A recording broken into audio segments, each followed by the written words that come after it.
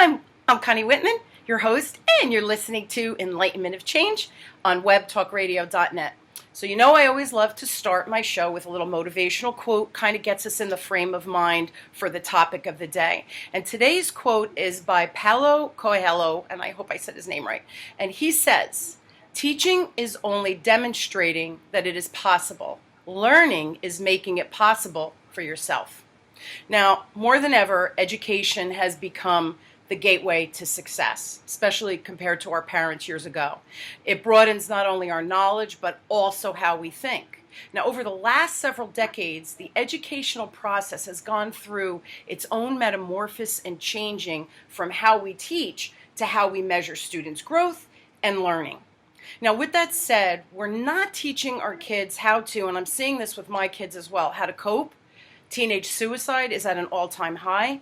Parents and teachers alike are at an absolute loss as to how do we teach these young students and empower them to love learning so they could become lifelong learners and discoverers and just excited about new ideas. So why has education become more about the testing than about the child's learning? Now, today I cannot tell you how excited I am for my guest, Natalie Ledwell. Now, Natalie is a best-selling author. She's the host of The Inspiration Show, co-host of the cable TV show Wake Up, and founder of My Movies, the hugely successful and revolutionary online personal development company that has reached over, wait for it, 5.8 million people worldwide. By the way, I'm one of the 5.8 million. Right now, she's working on her brand new, groundbreaking school curriculum entitled Personal Growth Studies. Now, it's designed to teach youths from age 5 to 18 foundational life lessons like gratitude, meditation, emotional intelligence, empathy, compassion, self-esteem, and setting strong personal standards, just to name a few. Now, the curriculum gives our next generation the tools, skills, and successful habits to empower them for the rest of their lives. Now, in October, and this is important information, October of 2018, Natalie traveled to Liberia where she met with government officials and launched the first pilot program of the Personal Growth Studies, working with 16 teachers and 500 students. Now, Natalie does not play small, so currently her sights are set on the U.S. education system, which she's focused this year, with New Zealand and Australia following closely behind. I cannot tell you how excited I am to have my guest, Natalie, to the show. So again, thank you for being here. I'm excited, and you are my guru. So, you know. Thanks, Connie. That I sound like I'm busy. I'm exhausted listening to all of that. Just a tad. And you know what, Natalie, over the past, I'm going to say about decade that I've been following and buying your products and different programs, you don't play small. You never sit still, and you're always, how can I do more? How can I give back? And I think that's what moved me to follow you in the first place. You're all about giving back. So when, we discussed what should we have the show on, and you mentioned this program, I was like, yeah, of course you're doing something grand and great. Before we jump into that, I do want people to get to know you. Can you tell them a little bit about My Movies and truly the impact it's had on the world? Yeah. So a mind movie, for those people who may not be familiar, is it's like a vision board. But it's the movie version of a vision board or a video version. So as with most people, like when they try to apply the law of attraction, we're looking at manifesting or creating things in our life. It makes it easier for us to be able to visualize and go there in our mind and feel the emotions of already being there if we have some kind of visual aid. So people used to create vision boards where they cut photos out of magazines, stick them up on a board, and of a house that they want or a car or a place they wanted to travel. So it made it easier for them to go there in their mind. So we created software to make it easy for people to create these little videos, which are affirmations, photos, and music combined, which is like this dynamic, moving, emotion-fueled video of the life that they want to create. And so once they do that, they can actually download it to any of their devices, carry it around with them, and it really helps them to manifest or to visualize what it is that they want. So, yeah. Yeah, we're not good at visualization. You know, we get so caught up in our day. I think it's hard to stop and breathe and visualize. So the mind movies is brilliant. The software, and you know, as you were describing it, I was thinking, because I have it, of course. You click and go. I mean, it's so simple to put together your, you know, your mind movie. You can upload your own pictures, etc. So it's just a brilliant tool for us to help manifest whatever it is we're looking in our life. Now, your impact with your message again has grown to almost 600 freaking million people, which just blows my mind. You know, how did that transpire? Well, it's a very interesting story how we got started because the day before, our friend approached us with this idea about, you know, creating a website, you know, selling the instructions for people to make these movies for themselves. If someone had come to me and said, look, you're going to have this incredible, beautiful life. You're going to, you know, live in the US, you're going to travel the world, you'll speak on stage, you get to help millions of people change their lives, and you're going to do it through the internet, I would have laughed my butt off because there's just no way. Like when Ryan approached us with this idea, Glenn, my husband at the time, and I, we already had 4 businesses. You know, we were serial entrepreneurs. We knew that one day we'd crack the big time because we were always, you know, action was not our problem. But we were like a car up on a jack and the wheels were going, but we weren't actually going anywhere. And once we saw the movie The Secret and we realized that, oh, wait a minute, we're not doing our visualizations. We're not, you know, feeling the emotions. We're not, like, for me, it's like if I didn't know the whole plan, there was just no way I was going to be audacious enough to set that goal. But then I realized I didn't need to know the whole plan. So when he approached us with this idea, we're like, number one, we've got no time. Second, we know nothing about the internet, meaning Glenn could hardly turn on a computer. I hadn't even heard of YouTube or any kind of social network. I had no idea what that was. And this is at the beginning of 2007. But we did know that mind movies were a brilliant idea. So we're like, okay, well, look, I don't know what we can contribute, but, you know, let's try this. You know, so we created a little video, we put that on YouTube, and then within months we had that many emails coming in from people saying, this is changing my life. We're like, okay, we need to figure this out. Like, how do you do this internet thing? Like, it was crazy. So but then we realized you could buy something online that would, like programs that would teach you how to do the internet marketing portion. We're like, right. So, you know, we bought a program. We ended up coming over to the US in April of 2008. Attending an internet marketing seminar. At that seminar, we were accepted into this guy's mastermind group. So that was one of the smartest things we did because we really aligned ourselves with the right people who could give us the right advice and the right support. And even the friends that we made, and we were in San Diego, were all internet marketers. So even in a social situation, we were like sponges, you know, learning everything that we could. And the interesting thing is, like, I was 40 at the time. We had no money when we came over here. We were basically existing on credit cards. And by the time we got to the launch in September 2008, we'd actually accumulated $120,000 on credit cards, which was on top of the mortgage and the car repayments and everything else that we had back home. But, you know, because we had no money to pay anyone, we had to learn everything ourselves. So, you know, you think you can get to the age of 40 that, you know, I'm thinking like I've done a lot, like I don't need to be learning a whole lot of new things, but I'm having to learn how to edit videos and build websites and write emails and like all these things that are so outside of my comfort zone. But we were so determined and we knew that this was a good idea and we had enough validation from the people around us going, look, you're onto something big. So, you know, and honestly, everything that we did with that launch when we finally got to it, which was September 2008, so this is when the economic crisis had hit the planet. Everyone's losing their homes and their jobs and everything, and we're just like, oh my God, we've just accumulated $120,000 on credit cards. Like, if this doesn't work, we're toast. And luckily, you know, even though a whole bunch of things went wrong during that launch, we ended up doing like a $700,000 launch, selling a little $97 product. But it was just a perfect storm. You know, people were really looking for something. We were a low price point, and it's kind of what put us on the map. But it was a wild ride. But you know, we went back to Australia. When we come back the next year, that's when, you know, we were getting emails and phone calls from people like Jack Canfield and Bob Proctor and Joe Vitale going, you know, wanting to know who we were and, you know, could we work together. So it was kind of, you know, in the end worked out well. It was a hard slog to get there, though. I'll tell you what, what a story, right? And that you persevered, number one, with this 120,000. Talk about a noose around your neck, and the stress level must have been extraordinary, that you kept saying, but wait a minute, I think we're on to something. The other interesting thing is when Jack Canfield and Joe Vitale and all these guys were reaching out to you, were you like pinching yourself saying, what just happened, right?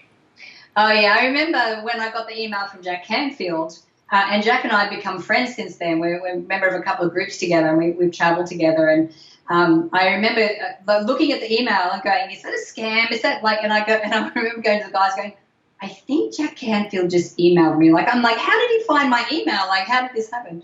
But yeah, it was definitely pinching myself. And like I said, I'm when I first came over here. So the movie, The Secret, was actually filmed at a meeting called the Transformational Leader Council. And this group was formed by Jack Canfield back in 2004, and it was with his friends. He just wanted to get his friends together, but it had grown since then. And the Secret was filmed at one of their meetings. So a lot of the people in The Secret who I looked up to were part of this group. And I remember thinking, this is my benchmark for success. Well, if I get accepted into this group, because you have to be nominated, this is going to, this is the signature of success for me. And of course, I've been a member of that group for 5 years now, and which is how I, get to spend time with Jack. But to be in a situation where I can look at all these, my mentors, and now we're considered to be peers, is just, something that far exceeded any of my expectations of what I thought I'd be able to achieve.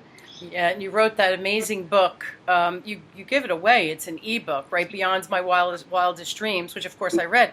The story is just, I love how you did the, kind of going off topic, but you did all these little chapters, and then at the end of the chapter, you gave the exercise for the reader to do to create this manifestation, like the a protagonist in the story, which was kind of cool. So again, another great read. Everybody should check that out. Your stuff, I'm giggling here that you were blown away. Jack Canfield, all these folks, and now you're on the team with them. These boards and stuff like that. I'm not surprised. When I first encountered you again a decade ago, your authenticity, I think, is what is the most remarkable. In all of the noise that was out there, I was seeking my own information, you just kept popping up and in my inbox, and I'd read and listen, and your newsletter and whatever it was. I felt like I couldn't get enough of you. I know, wow, do I sound like a stalker, Natalie? But there was an authenticity about you that, to me, you just rose above the noise, which I certainly commend you to. And I'm sorry, yes, your work ethic and all of those things, and your leaps of faith and all of that, being at the right place at the right time. I think we create our own luck. You created your own luck, but I think that you never lost who you were, and I still don't think you've lost who you are. I think that's what really sets you apart. I really do. So kudos to you for that. Yeah, just in relation to that too, I think that, and before we got on our little call here, I was mentioning how my 30s was my worst decade. And I think the reason for that was because, and I think as women we do this a lot, we'll be going through different things, aging, different things in our relationship, how we see things, we were changing countries, there was a lot of stuff going on, but I never talked about it with anyone. I kind of internalized it and kept it to myself, and I kept comparing myself to other people that I knew and going, well, I'm not as good as them, or, why have they got they've got their life together and I haven't. And I realized that the reason for that is because I wasn't opening up a conversation. And so, yes, I think especially in my teaching and a lot of the stuff that I do, I'm very transparent, and now I've made it I'd like to talk about some of the things that I go through. I mean, like I was just saying, this year I just turned 50. And with that brings a whole bunch of other challenges and a whole bunch of other, health issues and the way that we see each other. And I'm a single woman at 50, so even that in itself has all these, challenges. But I like to share what I'm going through, because I know that it's not just me. Like if, with Never in Your Wildest Dreams, the story, even though it's fiction, a lot of my personal experiences in there. And I have so many people like yourself going, when I read that, it was like you were talking to me, like you're talking about my story. And the thing is, we all have our stuff. And the more that we can be honest about it and really I understand it. You know, like I was saying, in my mid-40s, my marriage ended, and thank goodness we're still good mates and still business partners. But it gave me an opportunity to go, well, number one, what was my contribution to the end of my marriage?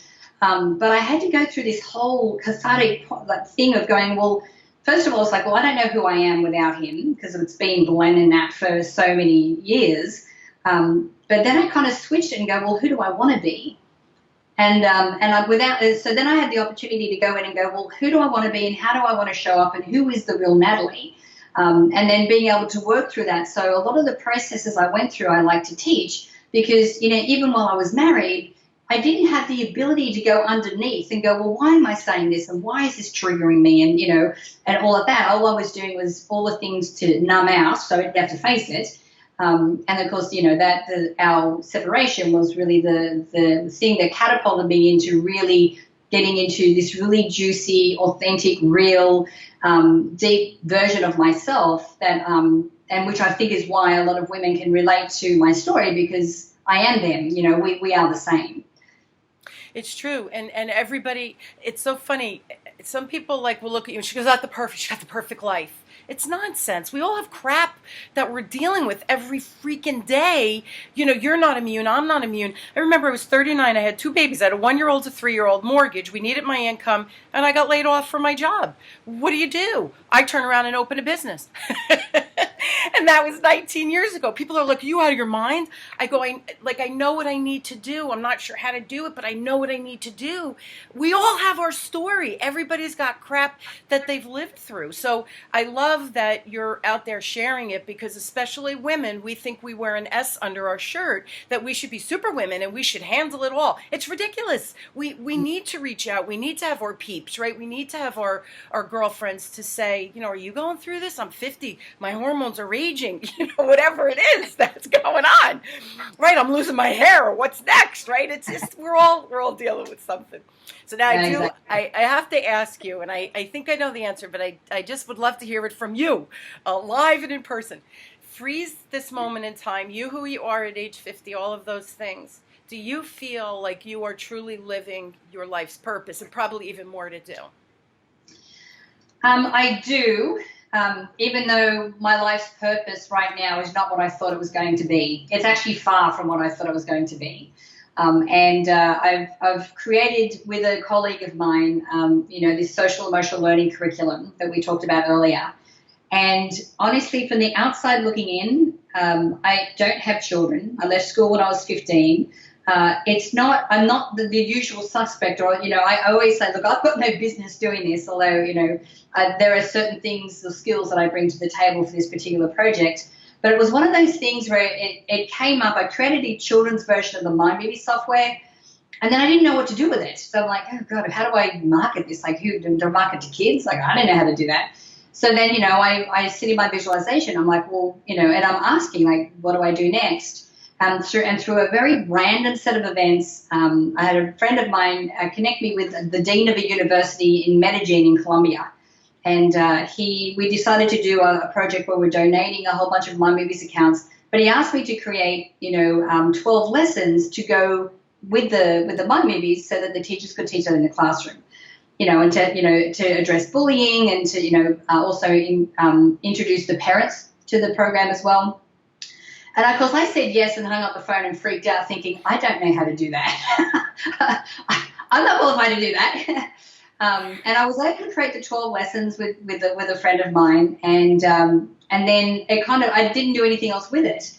And I'm like, I don't know where to go from here. And every time I try and walk away from that, and I'm like, look, I can't. There's nothing more I can do there. That's it. I have to focus on something else. Something else kept coming back. And that's when a friend of mine, who's a colleague of mine in Australia, reached out to me. And, you know, she's, you know, worked in refugee camps around the world. She works with kids in trauma right now in Australia. She's really good at what she does. So between the two of us, we've created these massive, like 280 lessons from K to 12. And it's something that we know is going to change a generation. Now, every moment that I'm working on this program, I know with every fiber of my being I'm exactly where I'm meant to be. But again, if you had said to me, are you going to, your life's purpose is to, to help empower children around the world? Or what? I went, I don't think so. That's not me. And I kept trying to walk away, but it kept dragging me back in. I'm like, okay. So when I surrendered to it, it's like all these doors are starting to open now. But sometimes it shows up and it's, you go, no. But if it's the right thing, it'll keep persisting and coming back. And like you said, it kept knocking, kept pulling you back. And then as you surrendered to it, really, you went into flow, another program of yours that I love, simple, but it works. You get into that flow state, and then all of a sudden, opportunity.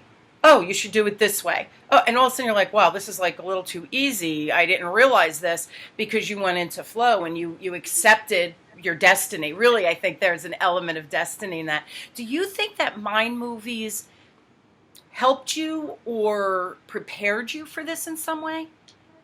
Yeah, so I actually started, I was introduced to personal development when I was 21. So one of my bosses at the time, I worked in the fitness industry, was my first career. And he handed me a set of cassettes, showing my age, and said, look, I think you should listen to these. I think you'll enjoy it. And it was Brian Tracy that was on the cassettes. Fantastic. So it changed my life, and of course it made me really ferocious about being able to learn and do all these kind of courses and walk the hot coals with Tony Robbins and do all those kind of things. So I was doing that for ages, and then then we got introduced to The Secret and the Law of Attraction, and then of course mind movies was the thing that kind of helped us to that vehicle to get us there. But I still make mind movies all the time, because even though all the things I did back in my 20s and setting goals, making a plan, yes, you want that. And even when I look at business, like I said, we were that car up on the jack with all the wheels turning around. It wasn't until we combined everything we know about the law of attraction with all of our business acumen, when the two of those come together, that's when we had a quantum leap. So it's important that you have both. Being able to visualize. And of course, when we created my movies, I couldn't visualize. It's one of the reasons we started it in the beginning, because I had trouble doing that. Because now it's really easy for me to drop into that. And I don't necessarily need to have a mind movie to do that, but I still make mind movies all the time, because even the process of sitting down and getting clear about what I want and articulating that in affirmations and really thinking about what that end result looks like, even that process is powerful in itself.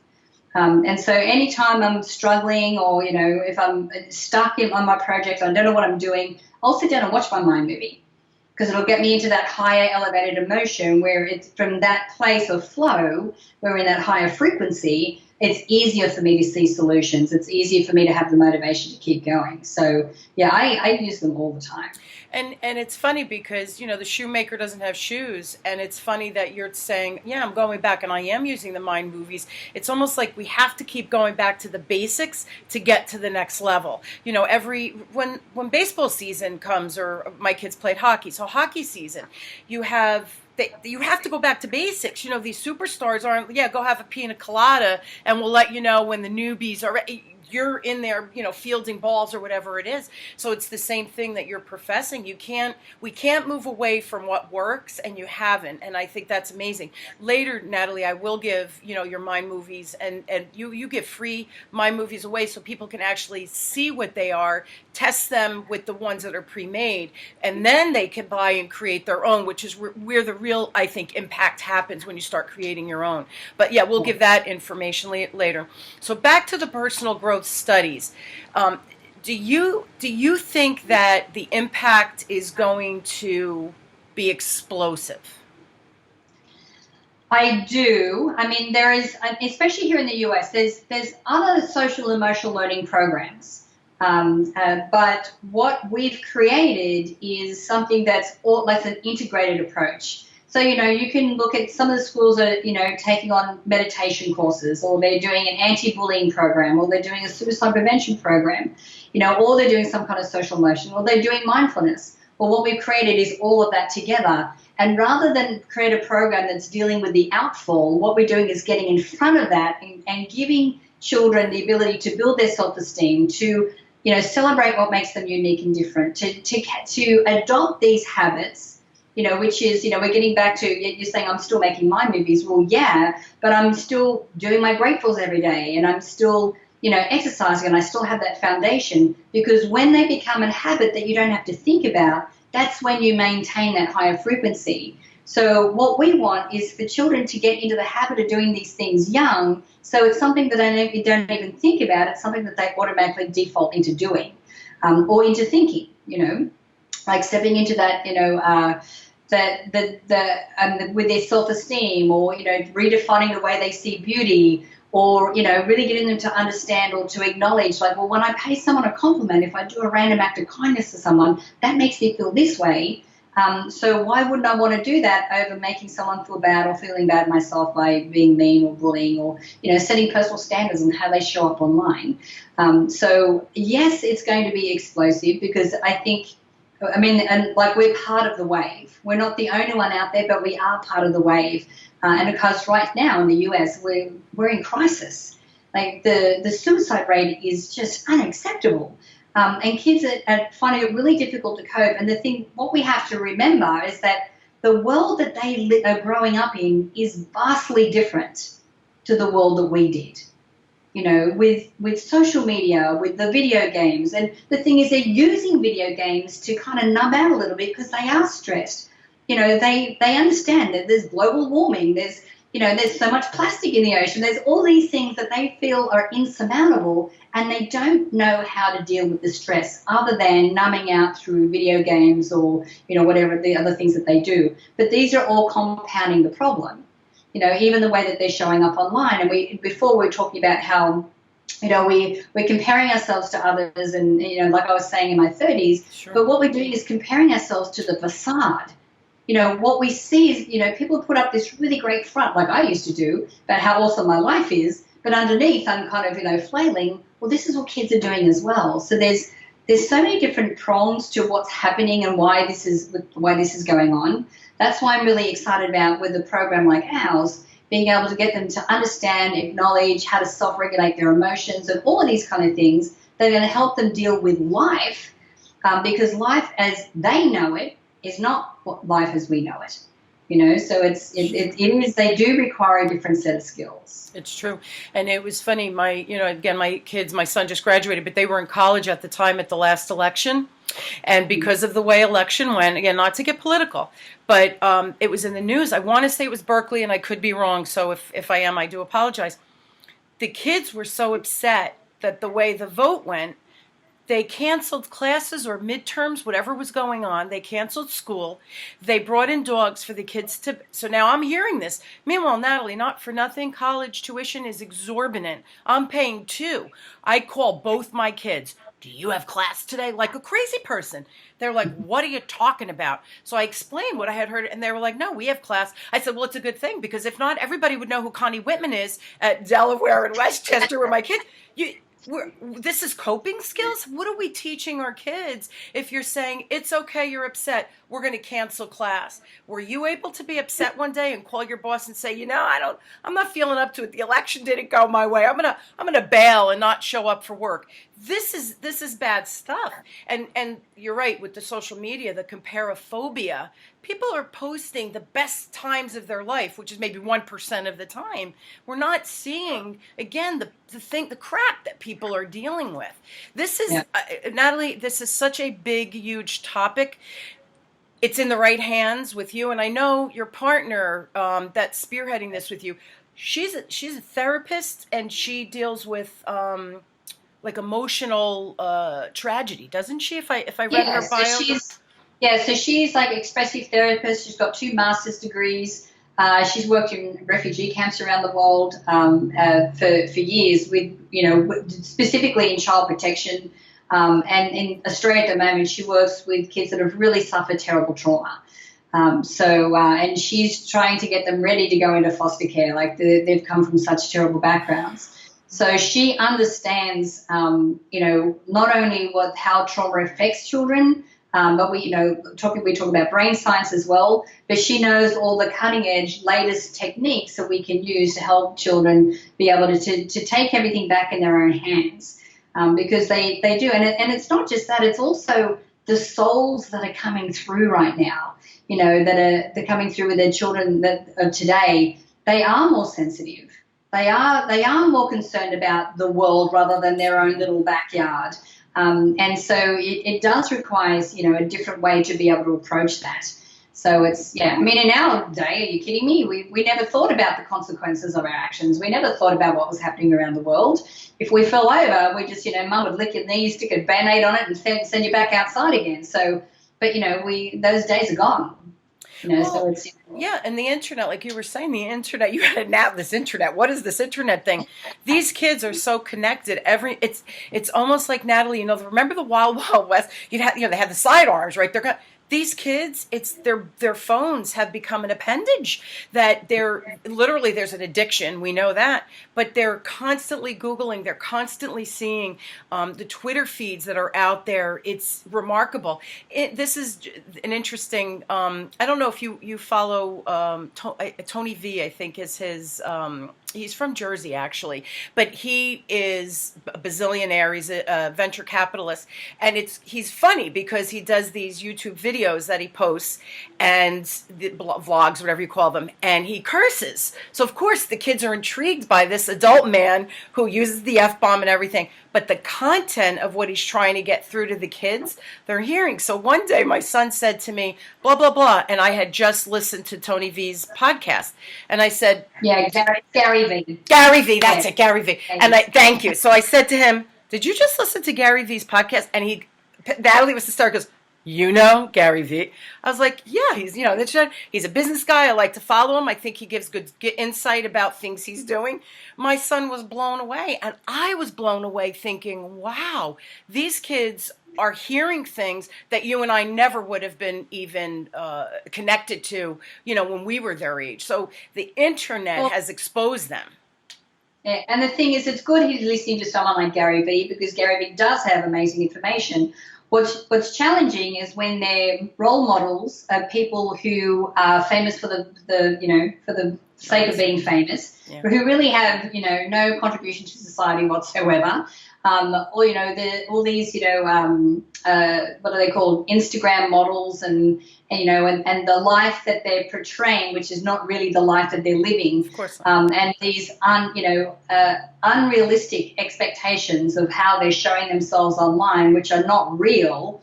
You know, I know there was an Australian girl who was, you know, a famous YouTuber, had, you know, millions of followers.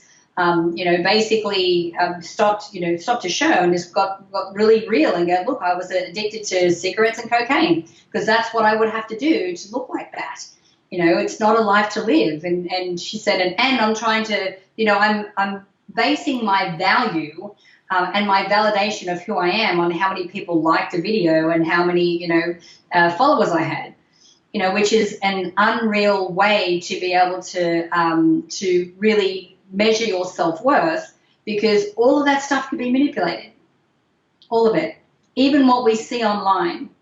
You know, if you click on certain things, the algorithm of how Facebook and some of these other social media platforms work is that then they just keep you showing more of that. So you're only seeing one version or one through one filter. Like I remember a girlfriend of mine looking at my Facebook feed and going, oh my God. She goes, how positive are everyone on your Facebook feed? I'm like, well, of course, because I don't click on anything negative. So none of that shows up. I only see positive stuff. And she goes, I've never seen so much positivity in my life. And I'm like, well, you know. Hey, it's how I roll, baby. And I'm laughing. Natalie, you mean everything I read on the internet's not real? Oh, come on, right? No, but here's the deal. Like, a lot of kids don't realize that. Yeah, sad but true. We're almost out of time. What, just for my entrepreneurs out there, number one, I promise, guys, I will post all of Natalie's stuff on the Web Talk Radio Enlightenment of Change platform. You will be able to find her. Plus, just look up Natalie Ledwill and you will find her everywhere. But specifically, I'm also, Natalie, going to post the link you sent me for the personal growth studies. You're giving a free kit away, especially to teachers and stuff, right? I went on the website. There was a free kit that they could get. Yeah. So what we're putting, so I have like 10 really simple, easy things that they can implement in their classroom as early as the next day that doesn't cost any money to implement these things. But there are really little things that you can do that can help to, increase gratitude, to change behavior, and to start to introduce some mindfulness practices into the classroom, which, can really help to change behavior in kids. So, yeah, that if you go to the Personal Growth Studies website, you're able to opt in and get that PDF. Yeah, and everybody, all my listeners, we could be part of this movement. It's so vital. It's so important.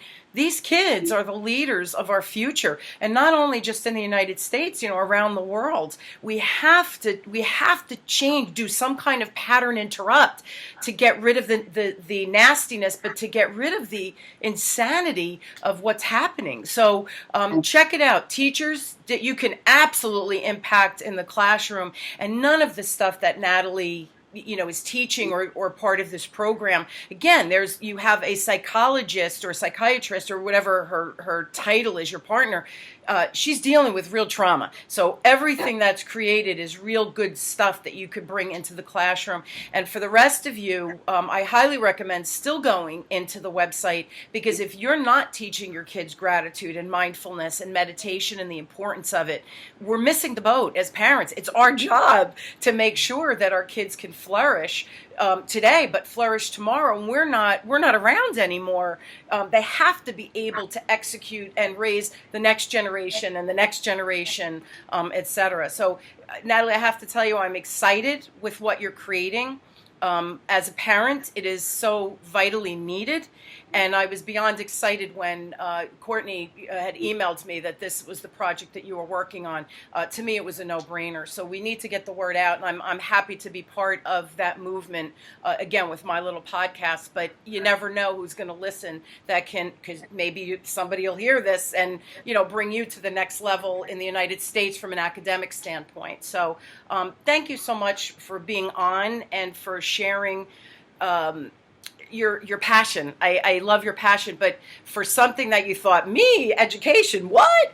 And you ran with it, even though it was so far out of your comfort zone. And, the name of the show is Enlightenment of Change, Natalie, right, for a reason. Yeah. We're also afraid of change and challenging our comfort zone. And you are like the miracle woman who, like, every few years, like, I'm going to challenge my comfort zone to the, next level, which is amazing. So you truly are an inspiration. And Natalie has a show called The Inspiration Show, but you really are an inspiration. And I think to entrepreneurs, but to women, and I think what you're doing is magnificent. So thank you so much for being on, because I know how busy you are, and for sharing, all of your expertise. And thank you, Connie. I appreciate the time. I appreciate our conversation today, because it is something that we want to open up. And I appreciate you helping me get the word out. It's fantastic. Got it. Yeah, I got your back, sister. So guys, go to the website. It's mindmovies.com. Check all of that stuff out for your own personal development, which you can also use with your kids. And then go to personalgrowthstudies.com. Again, I promise I'll post both those websites on the Web Talk Radio Enlightenment of Change platform. Click and go. A lot of people listen to the show while commuting, which I'm sure they do the same with you. Yeah, it's downtime. So thank you again. Check out Natalie. She's amazing. You guys, I am excited that you tune in every week. My partner and I are still offering that free communication style assessment. You get the little report, tells you some of your strengths, some of your blind spots, and helps you dive in to make the changes that you could do today to help you just communicate more effectively with personal friends as well as your professional colleagues. So check that out. It's at wisdomdecoded.com. Again, it's free. It's a free resource, so take advantage.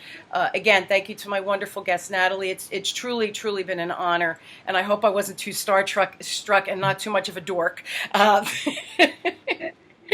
Thanks. Thanks so much. And you guys, everybody listening, I hope you will join me as we question, build, and discover together that change, yeah, man, it's hard, but you've got this. And guests like Natalie, the other guests that are on my show, we've all have tools and tips and ideas for you to go and try to navigate whatever change you're trying to create in your life. It's easier than you think. Do something differently. That's the name of the game. Thank you all again. You've been listening to Enlightenment of Change with me, your host, Connie Whitman, on webtalkradio.net. I really wish you all a wonderful, thought-provoking, educational-driven, and inspired week. Thanks, everyone.